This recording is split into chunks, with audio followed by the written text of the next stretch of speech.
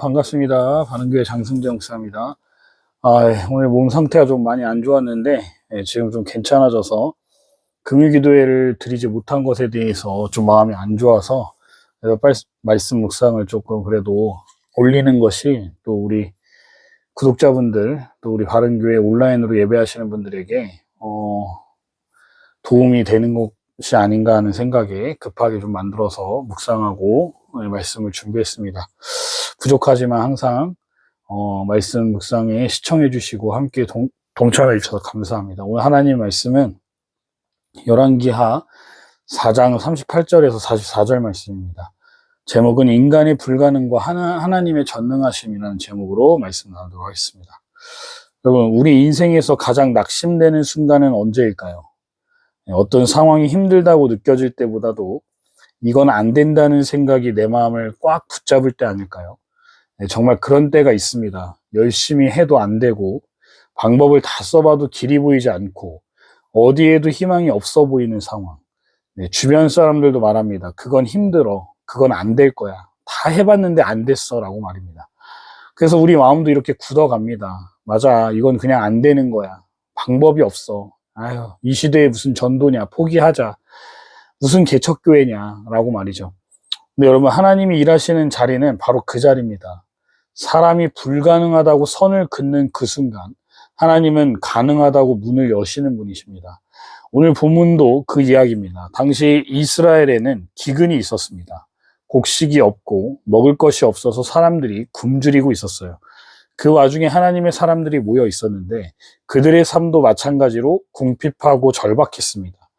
누군가가 들에서 열매를 따다가 그걸 국에 넣었는데 그게 독이 든 열매였던 거예요.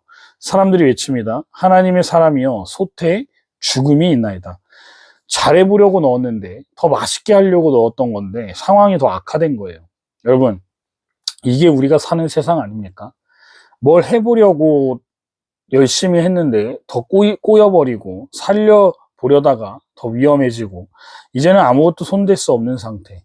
그런데 그 순간 하나님의 사람이 엘리사가 말합니다. 밀가루를 가져와라. 그리고 그걸 솥에 던지자 죽음이 사라지고 모두가 안전하게 먹을 수 있게 돼요.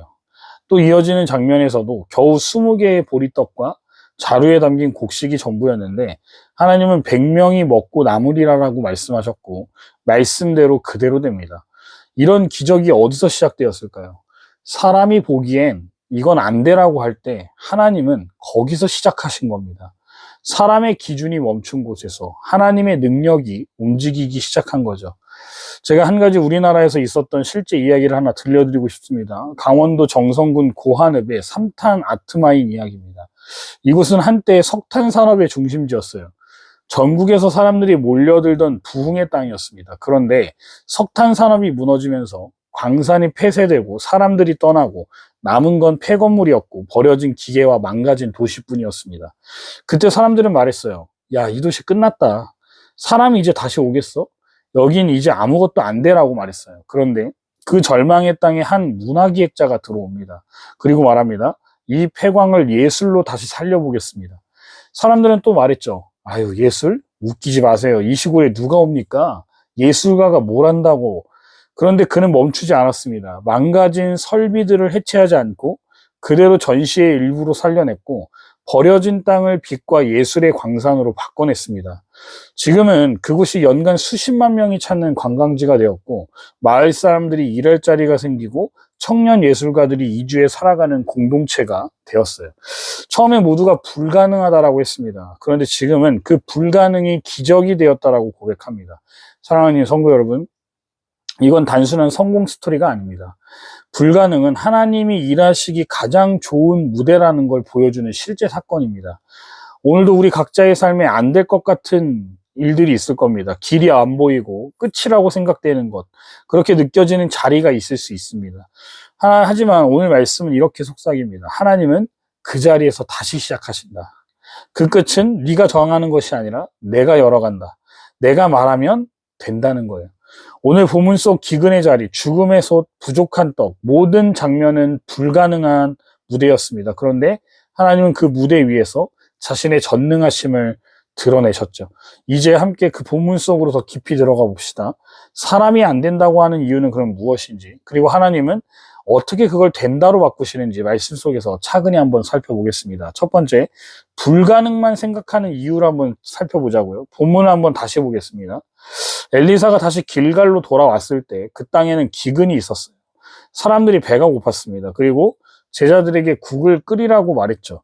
근데 제자들 중 누군가가 들에서 열매를 따다가 국에 넣었는데 그게 독이 있는 들포도였습니다.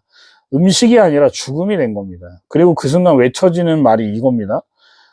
하나님의 사람이여 솥에 죽음이 있나이다. 자, 이 장면 한번 보십시오. 분명히 먹으려고 국을 끓였습니다. 살기 위해 행동했습니다. 그런데 결과는 더 나빠졌어요. 그러니 사람들은 어떻게 반응하죠? 이건 끝이야. 못 먹어. 다 버려야 돼. 이제 방법이 없어. 이게 인간의 자연스러운 반응입니다. 우리는 종종 문제보다 문제를 보는 자신의 관점에 갇혀버려요. 사건 자체보다 더 무서운 건 이건 안 돼라는 내면의 결론입니다. 그런데 여러분, 왜 우리는 그렇게 쉽게 불가능하다고 말할까요? 첫 번째 이유는 과거의 실패 경험 때문입니다. 여러분, 2020년 대한민국의 항공업계는 코로나19로 인해서 거의 붕괴 직전까지 갔습니다. 다들 아시죠? 여행사들 다 망했습니다. 당시 대한항공과 아시아나, 제주항공, 티웨이 등 대부분의 항공사도 국제선 운항이 90% 이상 중단됐고요. 일부 전문가들은 국내 항공업계 절반 이상이 도산할 수 있다라고 말했어요.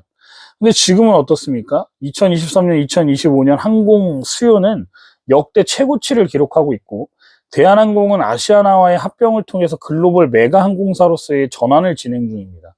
다시 망할 거다, 회복은 불가능하다고 말했던 것, 다 과거의 공포가 만든 프레임이었습니다. 우리도 그렇다는 거예요. 한 번 실패한 자리, 기도했지만 응답받지 못했던 기억, 그 과거가 자꾸 현재를 끌어내립니다. 그래서 시도조차 하지 못하게 만드는 거예요. 믿음이 아니라 체념의 삶의 기본값이 된 겁니다. 두 번째로는 눈앞의 자원만 보기 때문에 그런 거예요. 본문 후반을 보면 보리떡 20개와 곡식 조금을 가지고 100명을 먹이라는 하나님의 명령이 나옵니다. 제자들은 바로 반응해요. 43절입니다. 이것을 어찌 100명에게 베풉니까? 라고 말이에요. 이 말인 즉슨 이건 수치가 안 맞는다는 겁니다. 눈으로 보이는 숫자가 너무 작다는 거예요. 그냥 말이 안 됩니다라는 거죠.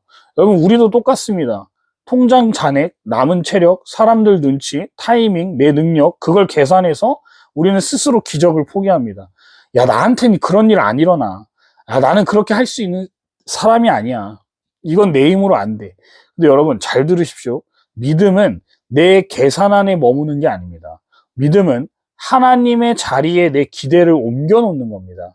세 번째로, 하나님의 말씀보다 상황이 더 현실감 있게 느껴지기 때문이에요. 엘리사는 말합니다. 여호와의 말씀이 무리가 먹고 나무리라 하셨느니라. 하나님의 말씀이 선포됐는데도 사람들은 여전히 상황을 더 믿고 있어요. 여러분, 하나님이 말씀하셔도 우리가 그건 말이 안 돼요라고 말하면 그 믿음은 이미 현실의 벽 앞에 무너진 겁니다. 진짜 문제는 상황이 아니에요. 말씀보다 상황을 더 신뢰하는 우리의 시선입니다. 자, 정리합니다. 사랑하는 여러분, 우리는 불가능 앞에서 두려워하고 계산이 안 맞을 때 주저앉고 말씀이 들려와도 눈앞 상황만 보며 스스로 기적을 차단할 때가 많다는 거예요. 그러나 오늘 말씀은 분명히 말하죠. 하나님의 말씀이라면 계산이 안 돼도 이루어진다는 겁니다. 이제 다음으로 나아가 봅시다. 그렇다면 어떻게 하나님은 그런 불가능의 자리에서 역사하시는가? 하나님의 전능하심은 구체적으로 어떻게 드러나는가? 이제 그 하나님의 역사를 한번 살펴보겠습니다. 그럼 이제 본문 후반부로 넘어가 보면 우리가 잘 아는 이야기예요. 보리떡 20개와 자루에 담긴 곡식 조금, 이게 전부입니다. 그런데 엘리사는 이걸 사람들에게 나누라고 말하고 있어요. 말도 안 되는 숫자 아닙니까? 여러분, 20개로 어떻게 100명이 먹습니까? 이건 누가 봐도요, 부족한 양이에요. 그런데 엘리사는 이렇게 말하죠. 여호와께서 말씀하시기를 무리가 먹고 남으리라. 여기서 중요한 건 이겁니다. 엘리사는 지금 자원을 본 게 아니에요. 말씀을 본 겁니다. 사람들이 손에 들고 있는 양이 아니라 하나님이 하신 말씀에 집중하고 있었던 거예요. 우리가 이 말씀을 보면서 꼭 기억해야 할 게 있습니다. 하나님은 절대로 계산이 맞아서 역사하시는 분이 아니라는 거예요. 사람들은 계산이 맞아야 안심합니다. 계획서가 있어야 움직입니다. 전망이 보여야 시도해요. 하지만 하나님은 언제나 그 너머에서 일하시는 분입니다. 우리 눈에 아무리 부족해 보여도 하나님의 손에 들려지면 이야기는 달라집니다. 하나님이 하신 말씀에는 능력이 있기 때문이에요. 결국 어떻게 됐습니까? 44절 말씀 보시면 이렇게 되어 있습니다. 그들이 먹고 남았으니 여호와께서 말씀하신 대로 되었더라. 여기서 우리가 붙잡아야 할 말이 바로 이거예요. 말씀하신 대로. 하나님이 말씀하신 대로 그 말씀은 현실 속에서도 이루어졌다는 겁니다. 사랑하는 성도 여러분, 우리는 늘 결과를 먼저 보려고 합니다. 이걸 하면 얼마나 바뀔까? 이 기도는 언제 응답될까? 이 일은 과연 가능할까? 근데 하나님은 결과가 아니라 말씀을 먼저 주십니다. 말씀을 주시고 우리로 하여금 그 말씀을 따라 걸어가게 하시는 분입니다. 오늘 엘리사의 이야기도 그렇습니다. 주어진 건 부족했어요. 상황은 열악했습니다. 사람들은 불안해했어요.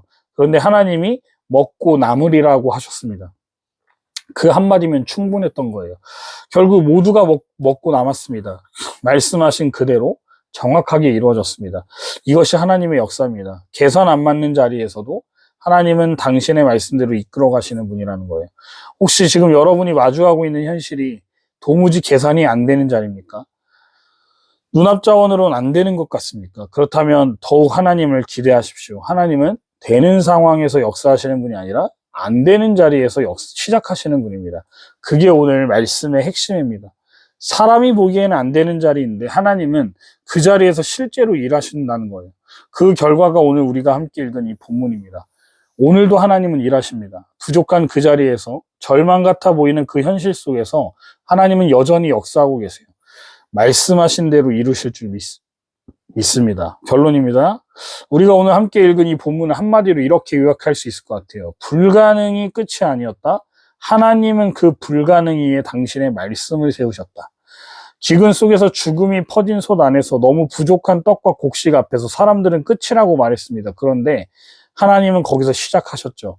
그들의 한계 위에서 하나님의 말씀이 현실이 되기 시작했습니다. 우리는 자주 지금은 안 될 때야 라고 생각합니다. 조금만 더 이유 있을 때 믿자. 내 상황이 좀 더 나아지면 순종하자. 이건 너무 부족해. 지금은 때가 아니야. 하지만 성경은 정반대로 말합니다. 지금이 바로 하나님이 일하실 때다. 네가 멈춘 그 자리에서 하나님은 다시 시작하신다. 사람들은 죽음이 있는 솥을 버리자고 했습니다. 그런데 엘리사는 거기에 밀가루를 넣었습니다. 이건 인간의 계산으로 설명되지 않는 일이에요.